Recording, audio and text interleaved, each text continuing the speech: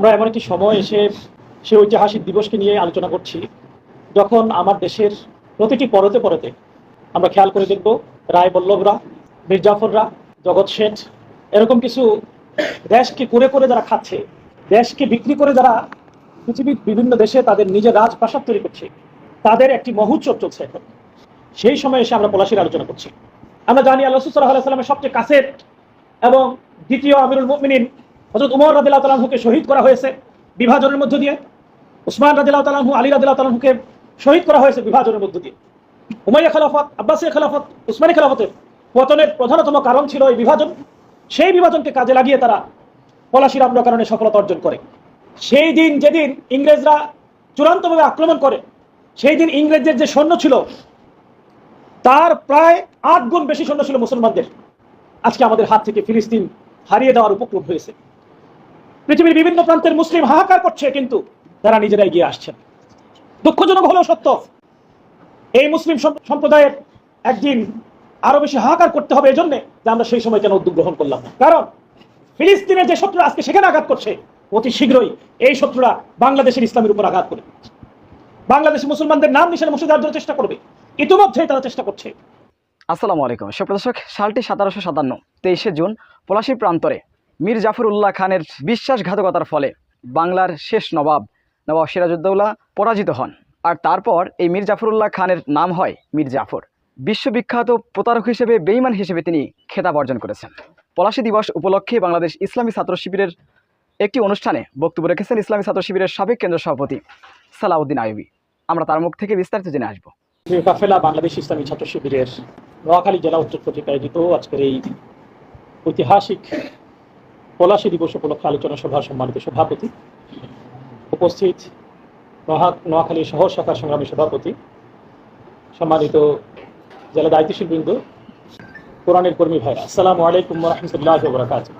সম্মানিত উপস্থিতি, আমরা এমন একটি সময় এসে সেই ঐতিহাসিক দিবসকে নিয়ে আলোচনা করছি যখন আমার দেশের প্রতিটি পরতে পরতে আমরা খেয়াল করে দেখব রায় বল্লভরা, মির্জাফররা, জগৎ শেঠ এরকম কিছু দেশকে করে করে যারা খাচ্ছে, দেশকে বিক্রি করে যারা পৃথিবীর বিভিন্ন দেশে তাদের নিজের রাজপ্রাসাদ তৈরি করছে, তাদের একটি মহোৎসব চলছে এখন। সেই সময় এসে আমরা পলাশির আলোচনা করছি। এজন্য আমরা একটু পলাশির একটু আগে থেকে আলোচনা করার চেষ্টা করব। আমরা জানি পলাশির ঘটনা ঘটা হলো 1757 সালে। আমরা আলোচনাটা শুরু করব 756 সাল থেকে, প্রায় 1000 বছর আগের ইতিহাসটা একটু দেখব। প্রিয় ভাইরা আমার, আমরা জানি আল্লাহ রাসূলের যাত্রা শুরু হয়েছিল কত? 570। এই যে আল্লাহ রাসূল সাল্লাল্লাহু আলাইহি ওয়াসাল্লাম যাত্রা শুরু করেছেন, তার মাত্র 200 বছর পরেই মুসলমানদেরকে কিভাবে দমানো যায় তার নিগুড় ষড়যন্ত্র শুরু হয়। আমরা জানি আল্লাহ রাসূল সাল্লাল্লাহু আলাইহি ওয়াসাল্লামের ওফাতের পর 30 বছর ছিল আল্লাহ রাসূল সাল্লাল্লাহু আলাইহি ওয়াসাল্লাম ঘোষিত সর্বোত্তম শাসন ব্যবস্থা খেলাফত। এই খেলাফতের পরে উমাইয়া খেলাফত, তারপর আব্বাসীয় খেলাফত। উমাইয়া খেলাফত চলে প্রায় 99 বছর। আব্বাসীয় খেলাফতের সময় থেকেই এই পৃথিবী থেকে ইসলামকে কিভাবে নিশ্চিহ্ন করা যায় তার ষড়যন্ত্র চূড়ান্ত রূপে শুরু হয়।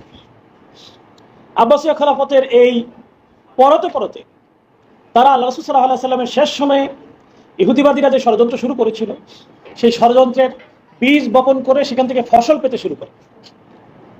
এবং এর পরবর্তীতে দেখা যায় উসমানী খেলাফতের শেষ সময় পর্যন্ত এই ষড়যন্ত্রের ধারাবাহিকতা অব্যাহত থেকে 1924 সালে এসে উসমানী খেলাফতের চূড়ান্ত পতন হয়। কিন্তু কি কারণ ছিল? স্বভাবতই ইসলাম যেখানে গিয়েছে, ইসলামের সৌন্দর্য যেখানে তুলে ধরা হয়েছে, মানুষ তাকে খুব আনন্দের সাথে গ্রহণ করেছে। কিন্তু কেন, কোন কারণে? পৃথিবী থেকে ইসলামকে তারা চূড়ান্তভাবে স্তীমিত করার যে ষড়যন্ত্র সফল হয়েছিল। খেয়াল করে দেখেন সম্মানিত ভাইরা আমার, তাদের অন্যতম প্রধান এবং সবচেয়ে সফল কার্যকরী উদ্যোগ এবং চেষ্টা যেটা ছিল সেটা হলো ডিভাইড এন্ড রুল, মুসলিম জাতিকে বিভাজনের দিকে নিয়ে যাওয়া এবং এই পৃথিবীকে শাসন করা। 756 খ্রিস্টাব্দে লাইবেরিয়ান পেনিনসুলা এই ভূখণ্ডে প্রথম শান্তাদার এবং ওবেদা দুটি সাম্রাজ্য, এই দুইটি অঞ্চলকে তারা ইসলামের মধ্যে এক ধরনের বিভাজনের সূত্র তুলে ধরে মুসলিম যে সাম্রাজ্য ছিল উমাইয়া খেলাফতের পরে আব্বাসিয়া খেলাফতের যে যাত্রা, সেইখান থেকে তারা ভাগ করতে সমর্থ হয় 940 সাল পর্যন্ত। তারপরে আরো 200 বছর বলা যায় তারা অপেক্ষা করে। পৃথিবীর উত্তর পূর্বে বার্সেলোনা যে শহর আপনারা এখন দেখেন, সেই শহর একদা মুসলমানদের স্বর্গরাজ্য ছিল। সেই শহরের থেকে শুরু করে একবারে উত্তর পশ্চিম অঞ্চল পোর্ট পর্যন্ত তারা দখল করে নেয়। সেখানেও ছিল বিভাজন করা, ডিভাইড করা। এর পরবর্তীতে প্রায় আরো 100 বছর পরে 1080 খ্রিস্টাব্দে এসে তারা পুরো স্পেনকে দখল করার ষড়যন্ত্র গ্রহণ করে। 1160 সালে এসে পর্তুগালের রাজধানী লিসবন, স্পেনের টলেডো এবং সার্গোসার বিভিন্ন রাজ্যগুলো, যেখানে প্রায় 23টি রাজ্য ছিল, তারা সেগুলো আস্তে আস্তে দখল করতে থাকে। প্রিয় ভাইরা আমার, 1250 খ্রিস্টাব্দ পর্যন্ত এই ধারাবাহিকতায় বলা যায় আব্বাসীয় খেলাফতের ইতি টানতে তারা সমর্থ হয়।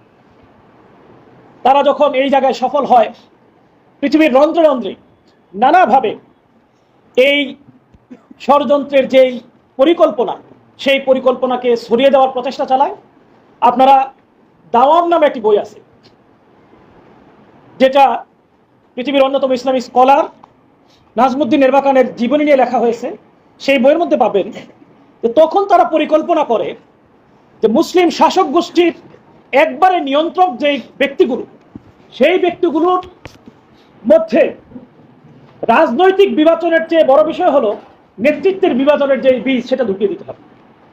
এর অংশ হিসেবে তারা এসে এই উপমহাদেশে মুঘল আমল থেকেই শুরু করে ষড়যন্ত্র। এই ষড়যন্ত্রের শেষ দিকে এসে তারা তৈরি করে জগৎ শেঠ, মীর জাফর, মীর কাসিম, ঘসরি বেগম, মোহাম্মদী বেগ, ইয়ার লতিফ খান, দানিশ শাহ। তারা প্রত্যেকেই ছিলেন নবাব সিরাজউদ্দৌলার সবচেয়ে কাছের এবং বিশ্বস্ত মানুষ। প্রিয় ভাইরা আমার, আমরা খেয়াল করে দেখি সেই মুসলিম খেলাফতের শুরু থেকেই আমরা জানি আল্লাহ রাসূল সাল্লাল্লাহু আলাইহি ওয়াসাল্লামের সবচেয়ে কাছের এবং দ্বিতীয় আমিরুল মুমিনিন হযরত উমর রাদিয়াল্লাহু তাআলা আনহুকে শহীদ করা হয়েছে বিভাজনের মধ্য দিয়ে। উসমান রাদিয়াল্লাহু তাআলা আনহু, আলী রাদিয়াল্লাহু তাআলা আনহুকে শহীদ করা হয়েছে বিভাজনের মধ্য দিয়ে।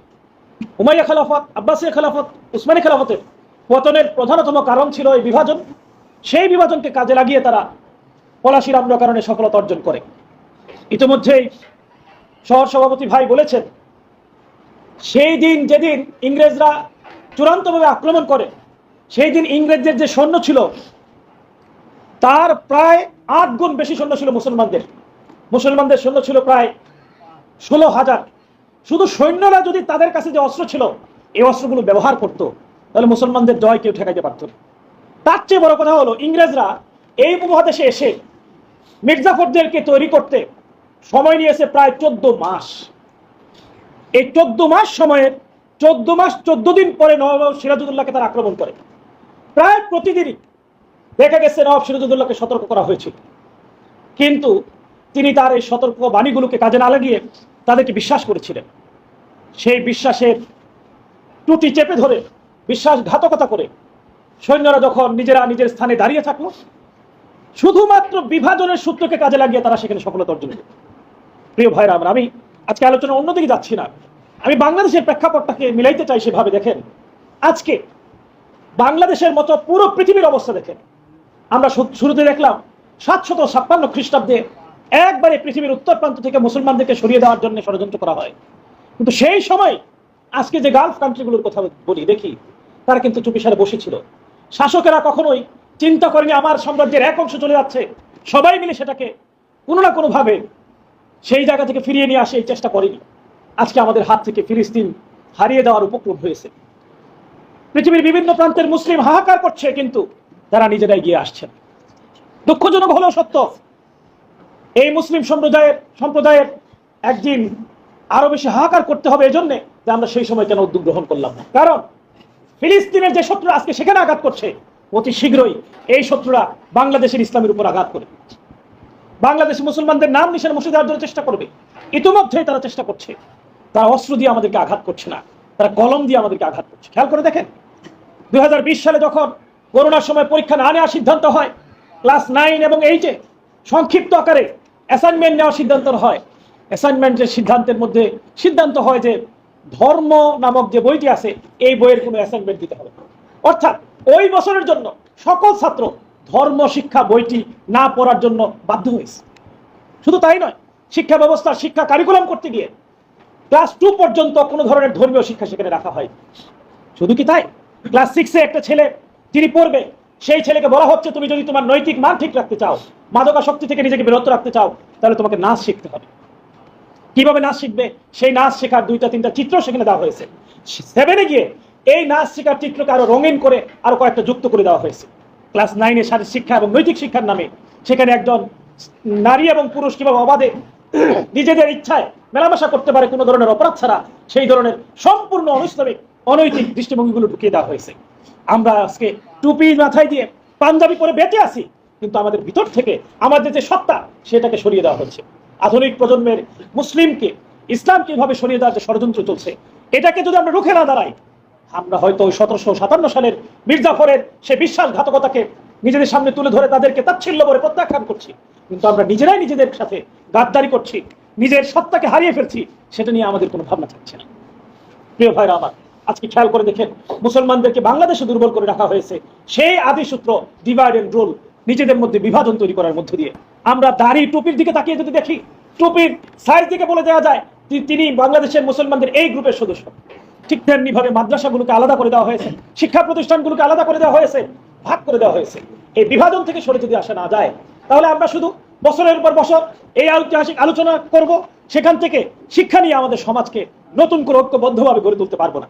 এই জন্য সম্মানিত ভাইরা আমার, আমরা বিশ্বাস করি একবিংশ শতাব্দীর এই প্রজন্মের ভাইরা ইসলামী ছাত্র শিবিরের নেতৃত্বে ঐক্যবদ্ধ হয়ে বাংলাদেশে মীর জাফরের সেই উত্তরসূরিরা যারা বাংলাদেশ থেকে ইসলামকে, মুসলিম বিশ্বাসকে, মুসলিম চিন্তাকে, সংস্কৃতিকে, ঐতিহাসিকভাবে মুসলমানদের ভূমিকে যাতে ইসলাম থেকে সরিয়ে দেওয়ার যে ষড়যন্ত্র করছে, তার বিরুদ্ধে আমরা রুখে দাঁড়াবো ইনশাআল্লাহ।